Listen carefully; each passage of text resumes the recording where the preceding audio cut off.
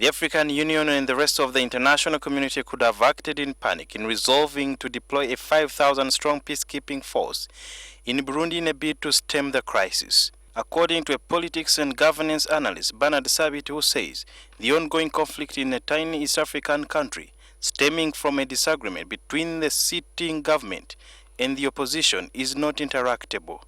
It arose from the constitutional amendments which allowed President Pierre Nkurunziza to contest for a third term. The mediation efforts are suggesting treating it like as if Burundi is breaking apart right now. The truth is that the chaos mainly is in Bujumbura. The rest of the country is largely peaceful.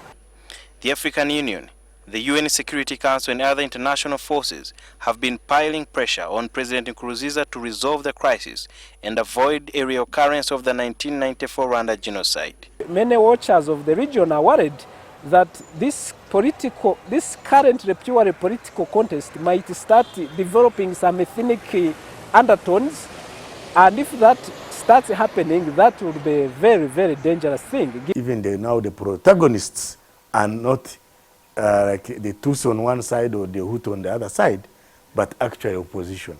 The opposition which is mixed. So you have Hutus and Tutsis in opposition. You also have the Tutsis and Hutus in the government. And I think for me that is a progress in terms of conflict resolution. A peace and conflict analyst Dr. Arthur Binomgisha argues that if the talks suffer a stillbirth due to the conditions set by the warring sides, the opposition could benefit since many among them prefer taking power using military means.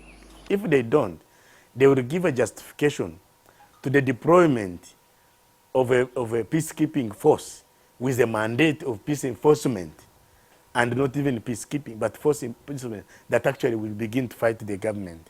And of course, the troops in Burundi, and then chaos. Because they should not give a chance to the detractors.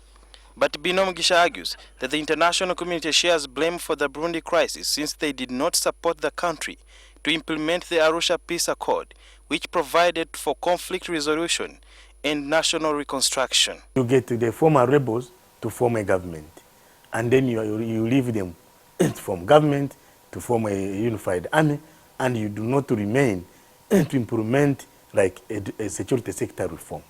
The international community needed to put serious resources in the post-conflict reconstruction. If you look at the budget of Burundi, the GDP is $900. The budget almost $150 million of a country of almost 12.5 million people. That is very little money. And of course, when poverty takes over, then people don't see the need for actually investing in peace. Poverty reduces or undermines the peace dividends because people have nothing to lose. The Arusha Peace Agreement of 2000 was facilitated by former South African President, the late Nelson Mandela. Perhaps Jacob Zuma is not either interested or lacks the zeal and the commitment for peace that Mandela had, and that has been a problem. In the case of Tanzania, there has been some competition between Tanzania and Rwanda and their interest in Burundi. Over 200,000 Burundi refugees have fled to neighboring Tanzania, Rwanda, and Uganda, and Binomgisha believes the situation could get worse. They may use some of these regional countries as launch pads to launch attacks in Burundi, and that could bring Burundi and these countries to war. President Museveni said that in order for constructive talks between the government of Burundi and the opposition to take off, both sides must put their egos aside. He gave an example that at one point he had to sit on the round table with Joseph Kony, who had waged a bloodletting civil war in northern Uganda that claimed thousands of lives. What could be the option if both sides do not agree and are not even interested in sharing power?